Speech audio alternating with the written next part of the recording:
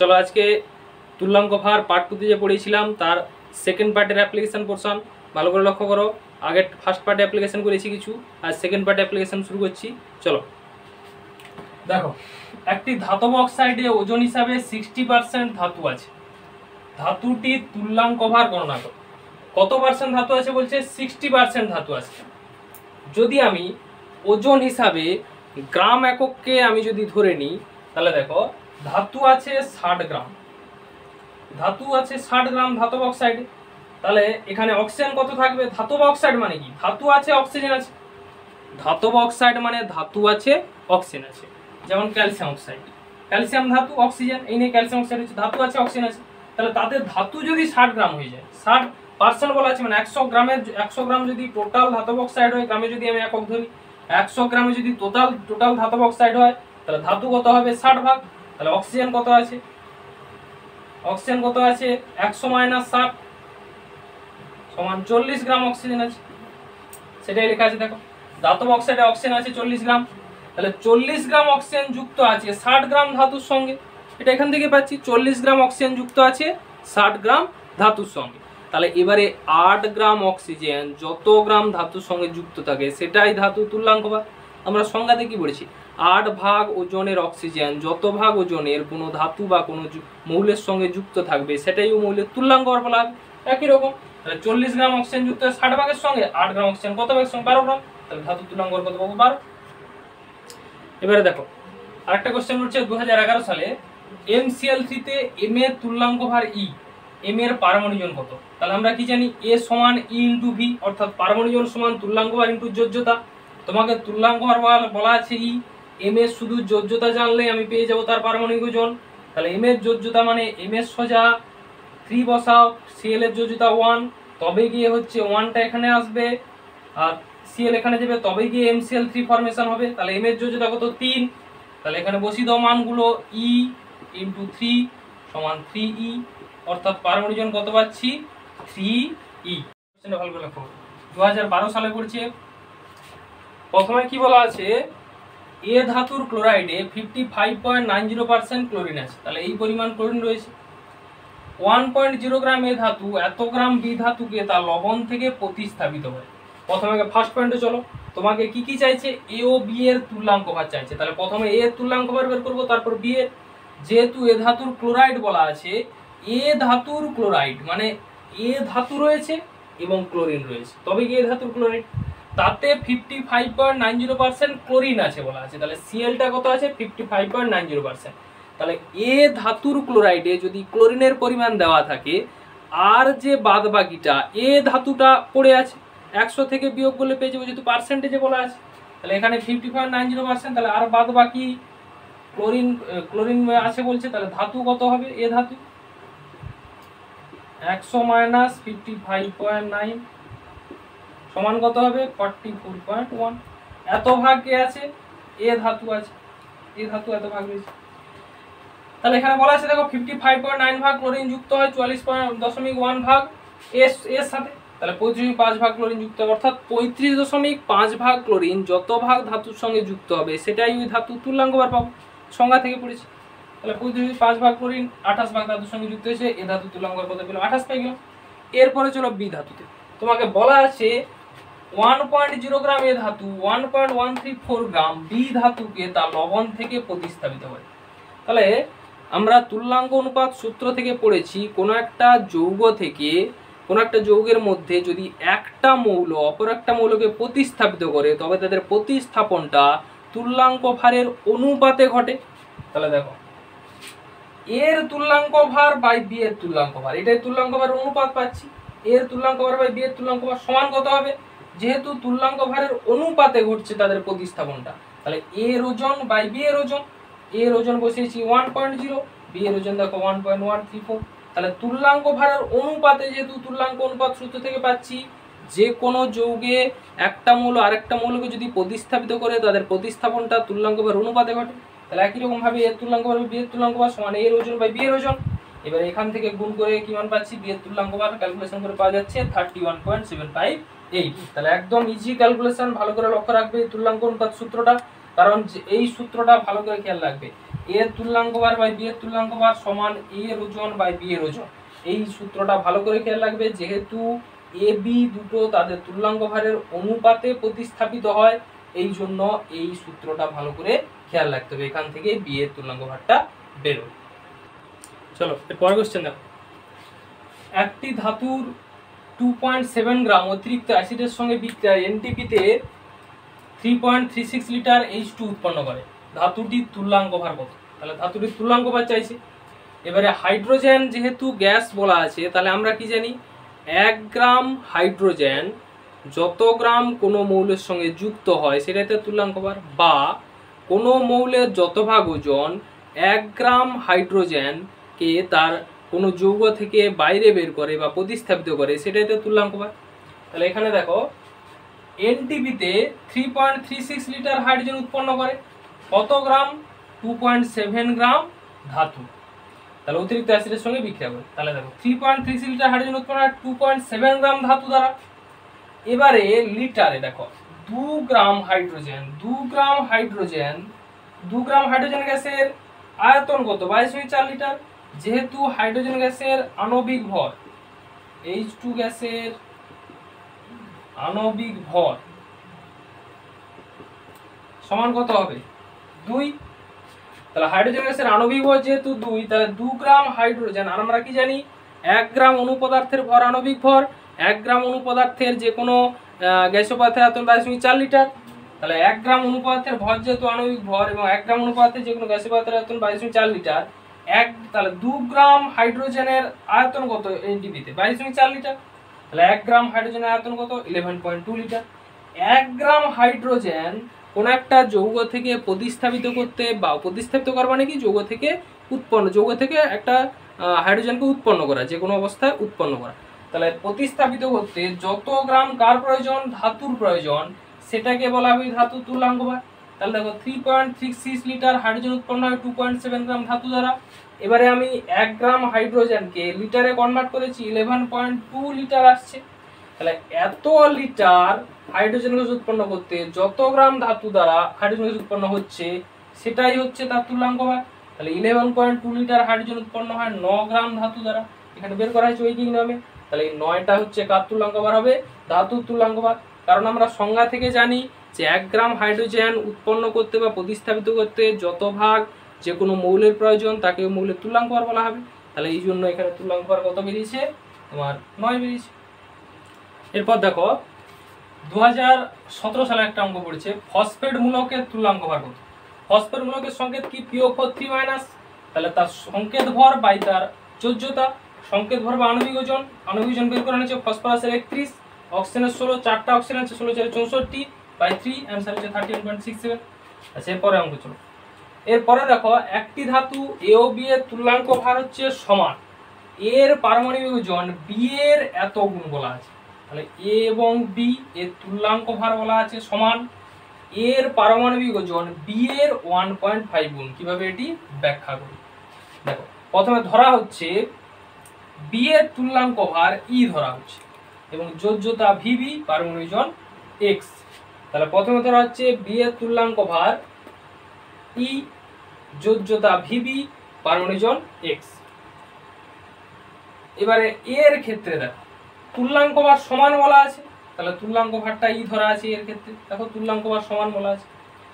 যোজ্যতা V A, যোজ্যতা নিশ্চয় আলাদা হবে, যেহেতু দুটো আলাদা ধাতু বলা আছে তাহলে যোজ্যতা আলাদা হবে, যোজ্যতা ভি এ করা আছে।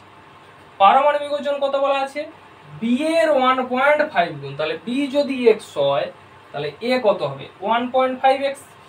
বি এর 1.5 গুণ, তাহলে বি কত হচ্ছে? এক্স। এ কত হবে? 1.5x। এরপরে দেখো এর ক্ষেত্রে কি হবে? তুল্যাঙ্ক ভার ই সমান এ বাই ভি।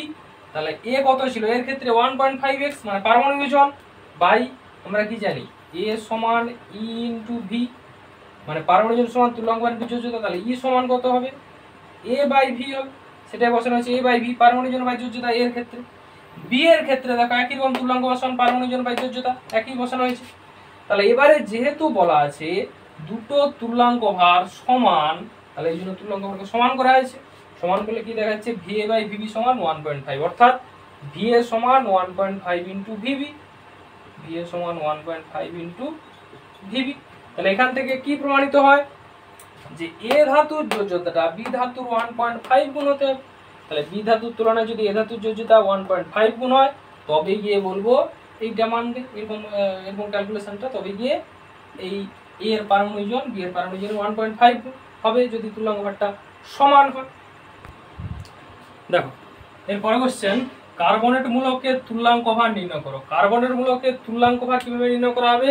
দেখো কার্বনের মূলক একটি চার্জযুক্ত যৌগ CO3 তাহলে এখানে কার্বনের মূলকের তুল্যাঙ্ক ভার কি হবে? তার সংকেত ওজন বাই কি হবে? তার যোজ্যতা। কার্বনের সংকেত ওজন বা আণবিক ওজন বের করা হয়েছে উপরে, কার্বনের 12, অক্সিজেনের 16 3 48, তাহলে টোটাল 60 হচ্ছে তার আণবিক ওজন বাই তার যোজ্যতা 2 30। এরপরে দেখো ডুলং পেটিটের সূত্রটি বিবৃত করো। এটা হচ্ছে আগেরটা 2002 সালে, এটা হচ্ছে 2009 2003। ডুলং ও পেটিটের সূত্রটি বিবৃত করো। এটা দেখবে আগে করা আছে, দেখে নিবে আগের ভিডিওতে। মৌলের তুল্যাঙ্ক ভারের সংজ্ঞা লেখো, 2003 সালে পড়ছে, এটাও আগের ভিডিওতে করা আছে। আচ্ছা এরপরে দেখো সোডিয়াম কার্বনেটের তুল্যাঙ্ক ভার নির্ণয় করো, 2001 সালে পড়ছে। সোডিয়াম কার্বনেট Na2CO3 সোডিয়াম কার্বনেটের সংকেত, এটাকে ভাঙলে কি হবে? এটা একটা ক্ষারীয় লবণ। এটা কি? ক্ষারীয় লবণ। যেহেতু ক্ষারীয় লবণ তাহলে কি লবণের তুল্যাঙ্ক ভার বসাতে হবে। লবণের তুল্যাঙ্ক ভার যে নিয়মে নির্ণয় করি সেই নিয়ম বসাতে হবে। তাহলে দেখো আগে আয়নে ভাঙতে হবে, আয়নে ভাঙলে 2Na+ CO3 নিজের জুতার সামনে, বান্ধব জুতা মাথায়, 2Na+ CO3 একই রকম ভাবে দুটো ভাঙা হবে। এবারে Na2CO3 আণবিক ওজন বের করছি। Na2CO3 আণবিক ওজন কি হবে?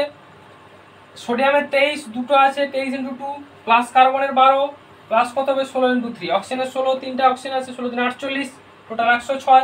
এবারে লবণের যখন আমি তুল্যাঙ্ক ভার নির্ণয় করব, প্রথমে তার কি বসাতে হবে? উপরে আণবিক ওজন, আণবিক ওজন বসানো হয়েছে।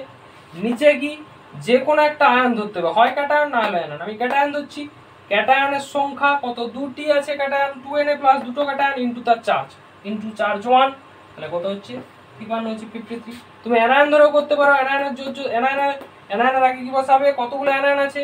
তাহলে একটা অ্যানায়ন আছে, অ্যানায়নের ক্ষেত্রে যদি ধরো চার্জ কত? 2, 1 × 2, সেই একই মান আসবে। তাহলে ক্যাটায়নের ক্ষেত্রে ধরলে যাই মান আসবে, অ্যানায়নের ক্ষেত্রে একই মান আসবে। এরপরে নেক্সট কোশ্চেন দেখো, ফেরাস অক্সাইড ও ফেরিক অক্সাইডে Fe এর তুল্যাঙ্ক ভার একই, যুক্তি সহ ব্যাখ্যা করো। তাহলে ফেরাস অক্সাইড ও ফেরিক অক্সাইডে Fe এর তুল্যাঙ্ক ভার একই কিনা তোমাকে যুক্তি সহ ব্যাখ্যা করতে বলছে, 2005 সালে পড়ছে। দেখো ফেরাস অক্সাইড ফেরিক অক্সাইডের সংকেত আগে জানতে হবে, তবে গিয়ে তো বলবো যে তুল্যাঙ্ক ভার একই। ওই ফেরাস অক্সাইড এবং ফেরিক অক্সাইডের মধ্যে আয়রনের তুল্যাঙ্ক ভার একই না, একই না, তাহলে আগে সংকেত জানতে হবে। দেখো যখন ফেরাস অক্সাইড বলবো আয়রনের যোজ্যতা হবে 2, অক্সিজেনের যোজ্যতা 2, তাহলে 2টা এখানে আসবে, এই 2টা এখানে আসবে, অনুপাত হবে সবসময়।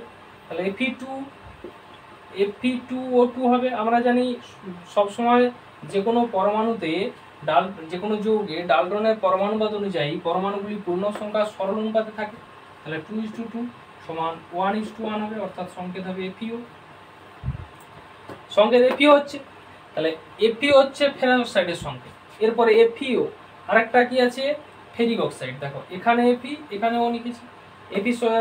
ফেরিকের যোজ্যতা কত হয়?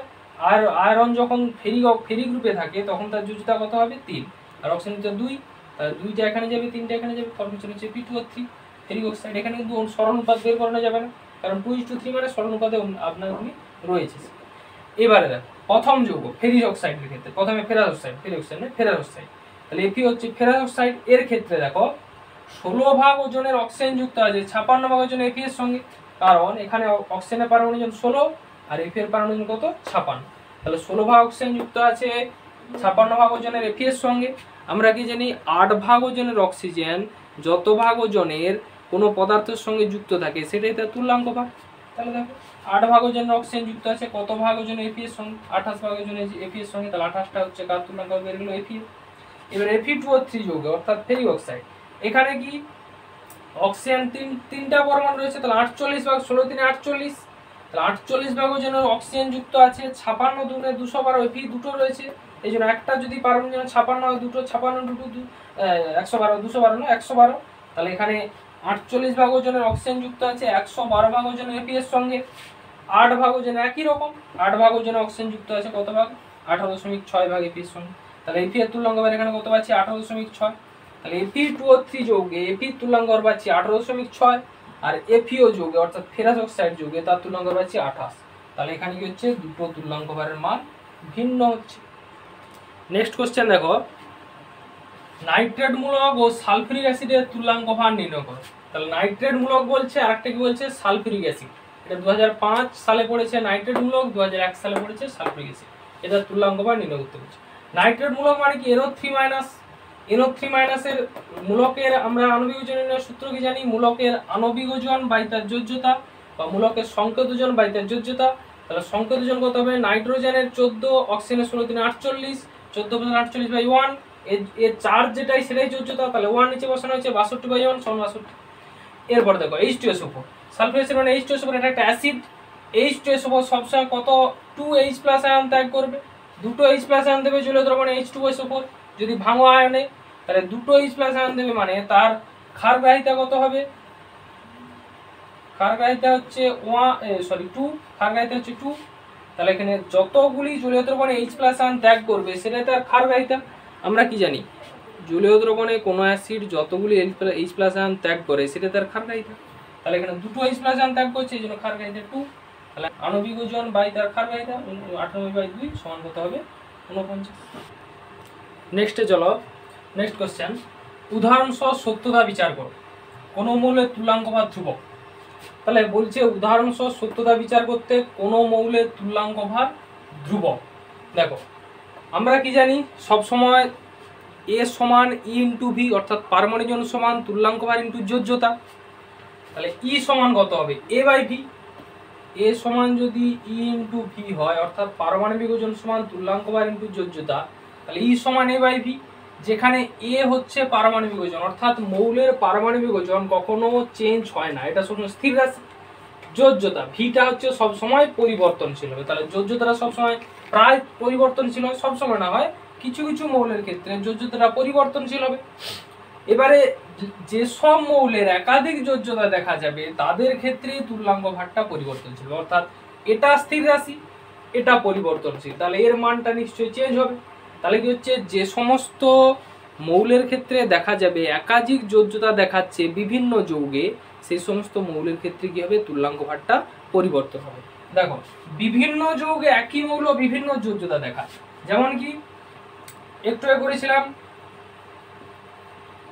Fe2O3, এটা হচ্ছে ফেরিক অক্সাইড,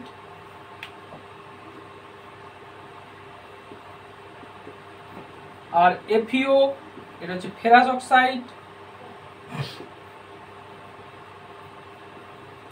তাহলে দেখো Fe2O3 আর FeO, Fe2O3 তে দেখা যাবে Fe এর তুল্যাঙ্ক ভার আলাদা, এর মান আলাদা হবে, আর FeO তে Fe এর তুল্যাঙ্ক ভার মানে এর মান আলাদা হবে।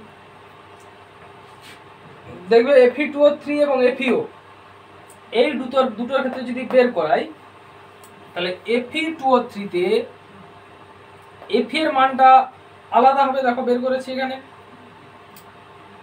56 ভাগ Fe যুক্ত আছে 48 ভাগ, আচ্ছা আগে 48 ভাগ অক্সিজেন যুক্ত আছে,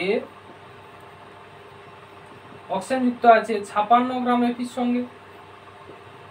এর সঙ্গে, তাহলে 8 ভাগ অক্সিজেন যুক্ত আছে কত, 56/48 × 8, তাহলে কত হবে,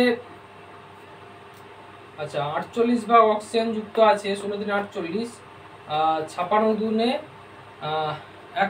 112 ভাগ, এখানে পারমাণবিক ওজন 56, তাহলে দুটো আছে মানে 112 হবে, এখানে 112 গ্রাম Fe এর সঙ্গে, তাহলে এখানে হবে 112/48 × 8, তাহলে 848, এখানে ভাগ করো 112 কে 6 দিয়ে, 6 কে 6, 5 52, 6 48, এখানে 4 বেরোবে, 18.6 হবে, তাহলে 18.6। এটা কার ক্ষেত্রে বেরোচ্ছে, এটা হচ্ছে ফেরিক অক্সাইডের ক্ষেত্রে 18.6। আর FeO এর ক্ষেত্রে তুল্যাঙ্ক ভার কত হবে, এখানে 16 ভাগ যুক্ত আছে, 16 ভাগ অক্সিজেন যুক্ত আছে কত ভাগের সঙ্গে, 56 ভাগ Fe এর সঙ্গে, 8 ভাগ কত হবে, 56/16 × 8, তাহলে 28 হবে, এখানে তাহলে তুল্যাঙ্ক ভার 28 হবে। দেখো দুটো আলাদা যৌগে, এই একটা Fe2O3 ফেরিঅক্সাইড যৌগ, FeO যৌগ, দুটো আলাদা যৌগে Fe এর কিন্তু তুল্যাঙ্ক ভারের পার্থক্য আসছে। তাহলে যেহেতু Fe এর যোজ্যতা, এখানে হচ্ছে যোজ্যতা V এর মান হবে 2, এখানে V এর মান হবে 3, এখানে V এর মান হবে 2। তাহলে যোজ্যতার যেহেতু পার্থক্য রয়েছে, এই জন্য তুল্যাঙ্ক ভারেরও পার্থক্য আসছে। তাই যদি একাধিক যোজ্যতা, একটা মৌল বিভিন্ন যৌগে একাধিক যোজ্যতা প্রদর্শন করে, তাদের ক্ষেত্রে তুল্যাঙ্ক ভারটা আলাদা দেখা দিতে পারে। দেখো এবারে যে কোশ্চেনটা আছে, H3PO4 এর আণবিক ওজন m হলে এর তুল্যাঙ্ক ভার কত, কারণ সহ লেখো। তাহলে কি বলা আছে, H3PO4 এর আণবিক ওজন m হলে তুল্যাঙ্ক ভার কত, কারণ সহ লেখো। 2004 সালে পড়েছে। দেখো আমরা কি জানি, E সমান যে কোনো H3PO4 একটা কি অ্যাসিড, একটা অ্যাসিড, কারণ জলীয় দ্রবণ H+ আয়ন ত্যাগ করে। অ্যাসিডের ক্ষেত্রে তুল্যাঙ্ক ভার E সমান আণবিক ওজন বাই তার ক্ষারগ্রাহিতা হয়। এবার H3PO4 এর গঠন দেখো, P ডবল বন্ড ও সিঙ্গেল বন্ড OH। তাহলে এখানে তীব্র তৈলাক্ত মৌলের সঙ্গে দুটো হাইড্রোজেন যুক্ত আছে, তাহলে অ্যাসিডিক হাইড্রোজেন কটা, দুটো। তাহলে দুটো H+ আয়ন বেরোবে জলীয় দ্রবণে, এই জন্য এর ক্ষারগ্রাহিতা কত 2, আর আণবিক ওজন তোমাকে m বলা আছে, তাহলে টোটাল তুল্যাঙ্ক ভার কত হবে m/2। এরপরে দেখো 2001 সালে পড়েছে কোশ্চেনটা, কখন একটি মৌলের পারমাণবিক ওজন এবং তুল্যাঙ্ক ভারের মান একই হয়, এটা 2001 সালে পড়েছে। তাহলে কখন একটি মৌলের পারমাণবিক ওজন এবং তুল্যাঙ্ক ভারের মানটা একই হবে। দেখো আমরা কি জানি, E সমান A/V, তুল্যাঙ্ক ভার সমান পারমাণবিক ওজন বাই যোজ্যতা। যদি V = 1 হয়, অর্থাৎ যোজ্যতা যদি 1 হয়, তবে A এর সঙ্গে সমান হবে। যদি এই মানটা 1 বসাই V এর জায়গায়, তবে E সমান A হবে। তাহলে A সমান E বলা আছে, অর্থাৎ একযোজী মৌলের ক্ষেত্রে তুল্যাঙ্ক ভার ও পারমাণবিক ওজন একই হয়। মানে যদি যোজ্যতা কোনো মৌলের 1 হয়, তবে গিয়ে তুল্যাঙ্ক ভার, তার তুল্যাঙ্ক ভারটা E, তার পারমাণবিক ওজন এর সঙ্গে সমান হবে। কারণ V এর জায়গায় 1 বসালে কি হচ্ছে, A সমান E, তাহলে A সমান E সেটাই লেখা হয়েছে। এই যেমন সোডিয়াম, দেখো সোডিয়ামের পারমাণবিক ওজন কত, 23, এটাকে পারমাণবিক ওজন দ্বারা ডিনোট করা হয় 23। সোডিয়ামের তুল্যাঙ্ক ভারের সূত্র কি, মৌলের তুল্যাঙ্ক ভার মানে কি, মৌলের পারমাণবিক ওজন বাই তার যোজ্যতা। সোডিয়ামের পারমাণবিক ওজন 23 বাই তার যোজ্যতা 1, তাহলে বের হচ্ছে 23। অর্থাৎ সোডিয়ামে দেখা যাচ্ছে একযোজী মৌল, যার ক্ষেত্রে তুল্যাঙ্ক ভার যাই আছে, পারমাণবিক ওজন একই আছে। তাহলে কেবলমাত্র একযোজী মৌলের ক্ষেত্রে তুল্যাঙ্ক ভার যাই হবে, পারমাণবিক ওজন একই। দেখো এরপরে কোশ্চেন 2000 সালে পড়ছে, একটি ধাতব অক্সাইডের 5.01 গ্রাম H2 হাইড্রোজেন দ্বারা বিজারিত হয়ে 4.41 গ্রাম ধাতু উৎপন্ন করে। ধাতুর আপেক্ষিক তাপ দেওয়া আছে 0.055, ধাতুটির পারমাণবিক ওজন কত। তাহলে এখান থেকে দেখো, যেহেতু ধাতব অক্সাইড 5.01 গ্রাম বলা আছে এবং এত গ্রাম ধাতু উৎপন্ন করে বলা আছে, তাহলে এখান থেকে একটা তুল্যাঙ্ক ভার আমি পেতে পারি। প্রথমে দেখো ধাতব অক্সাইডের ওজন 5.01 গ্রাম, তাহলে টোটাল ধাতু মিলে অক্সাইড, সেটা ধাতব অক্সাইড, অর্থাৎ ধাতব অক্সাইডের মধ্যে ধাতু আছে, অক্সিজেন আছে, এই টোটাল ধাতু আর অক্সিজেন মিলে কত গ্রাম, 5.01 গ্রাম। তার মধ্যে 4.41 গ্রাম ধাতু উৎপন্ন হয়েছে, তাহলে ধাতুটা কত ছিল, 4.41 গ্রাম। টোটাল অক্সাইড যদি 5.01 গ্রাম হয় এবং ধাতু যদি 4.41 গ্রাম হয়, তাহলে অক্সিজেন কত আছে, আর বাদ বাকিটা, তাহলে 5.01 মাইনাস 4.41 0.62 গ্রাম, এটা অক্সিজেন। এবার আমরা কি জানি, অক্সিজেনের সাপেক্ষে তুল্যাঙ্ক ভার নির্ণয়ের সূত্র ভালো করে মনে রাখবে। ঐকিক নিয়মেও করতে পারো, যে এত ভাগ এত ভাগের সঙ্গে যুক্ত হয়, তাহলে 8 ভাগ কত ভাগের সঙ্গে যুক্ত হয়, সেভাবে আমি তুল্যাঙ্ক ভার বের করতে পারি। বা তার শর্ট ফর্ম দেখো, তুল্যাঙ্ক ভার E সমান ধাতুর ওজন বাই সংযুক্ত অক্সিজেনের ওজন ইন্টু 8। ঐকিক নিয়মটা করলে যাই হবে, এটা একই হবে। তাহলে কোনো মৌলের যত ভাগ ওজনের সঙ্গে 8 ভাগ ওজনের অক্সিজেন যুক্ত হয়, সেটাই ওই মৌলের তুল্যাঙ্ক ভার। তাহলে তুমি ওইভাবে করতে পারো, বা এখানে একদম শর্ট ফর্মে বলা আছে ধাতুর ওজন বাই সংযুক্ত অক্সিজেনের ওজন ইন্টু 8, এটা দিয়েও করা যাবে। ওটা যা ফর্ম পাবে, এই ফর্মটা একই। তাহলে এখানে ধাতুর ওজন কত ছিল, 4.41 বসেছি, সংযুক্ত অক্সিজেনের ওজন মানে ধাতুতে অক্সাইড যে যুক্ত ছিল, সেই অক্সাইডের ওজন কত ছিল, 4.41 গ্রাম, 4.41 বলছি 0.60 গ্রাম। 4.41 গ্রামটা ধাতু, তাহলে 0.60 গ্রাম, এখানে বিয়োগ করে পেয়েছি অক্সিজেনের পরিমাণটা, তাহলে 0.60 ইন্টু 8 বসানো হয়েছে 58.8, এটা হচ্ছে তুল্যাঙ্ক ভার বেরিয়েছে ধাতুর। ধাতুর তুল্যাঙ্ক ভার বেরিয়ে গেছে। তুল্যাঙ্ক ভার বেরিয়ে যাওয়া মানে এর থেকে আমি কি পাবো, পরপর স্টেপ বাই স্টেপ পাবো। যেহেতু এখানে দেওয়া আছে আপেক্ষিক তাপ, তাহলে ডুলং পেটিতে সূত্র বসাতে হবে। তাহলে আনুমানিক পারমাণবিক ওজন সমান 6.4 বাই আপেক্ষিক তাপ, মান বের করানো হয়েছে। আনুমানিক পারমাণবিক ওজন পেয়ে গেছি এবং আগেরটাতে কি হয়েছে তুল্যাঙ্ক ভার পেয়ে গেছি, তার মানে যোজ্যতা পেয়ে যাব। যোজ্যতা সমান আনুমানিক পারমাণবিক ওজন বাই তুল্যাঙ্ক ভার, মান বসানো হয়েছে, যোজ্যতা 2 বেড়েছে। এবার সঠিক পারমাণবিক ওজন সমান তুল্যাঙ্ক ভার, এই যে দেখো যোজ্যতা কত 2 বেড়েছে, তাহলে সঠিক পারমাণবিক ওজন সমান কত তুল্যাঙ্ক ভার ইন্টু 2, 117.6। আমরা কি জানি এ সমান ই ইন্টু ভি, অর্থাৎ সঠিক পারমাণবিক ওজন সমান তুল্যাঙ্ক ভার ইন্টু যোজ্যতা, গুণ করে দিলে পেয়ে যাব সঠিক পারমাণবিক ওজন। তাহলে প্রথম থেকে কি করা হলো, প্রথমে অক্সিজেনের পরিমাণটা বের করানো হয়েছে, তার থেকে তুল্যাঙ্ক ভার বের করানো হয়েছে, তুল্যাঙ্ক ভার থেকে ডুলং পেটির সূত্র কাজে লেগে আনুমানিক পারমাণবিক ওজন বের করানো হয়েছে, আনুমানিক পারমাণবিক ওজন থেকে কি বের করানো হয়েছে যোজ্যতা, তার থেকে সঠিক পারমাণবিক ওজন বের করানো হয়েছে। তাহলে ধাতুটা সঠিক পারমাণবিক ওজন বের করানো হলো এইভাবে স্টেপ বাই স্টেপ পদ্ধতিতে। আচ্ছা দেখো আজকে এই পর্যন্ত থাক, একদম পুরো তুল্যাঙ্ক ভারের পার্ট 2 এ যা কিছু কোশ্চেন অ্যান্সার ছিল একদম ডিটো করানো হয়েছে, ভালো করে খাতায় নোটস আকারে তুলে রাখো, একদম ইজিভাবে করানো হয়েছে। প্র্যাকটিস করতে থাকো, পজ করে করে প্র্যাকটিস করতে থাকো, ভালো করে একদম ভালোভাবে প্র্যাকটিস করো, একদম পরীক্ষার জন্য রেডি হয়ে যাও, ভালো করে একদম প্র্যাকটিস করতে থাকো। আজকে এই পর্যন্ত থাক, পরের স্টেপে পার্ট 3 আসবে, একদম ভালো করে প্রিপারেশান নিয়ে থাকো। পার্ট 3-তে সমস্ত কিছু একদম ডিটো, একদম ডিটেলসে পুরো পড়ানো হবে, ভালো করে লক্ষ্য রাখো কেমিস্ট্রি ডিটেল চ্যানেল। চলো, থ্যাংক ইউ।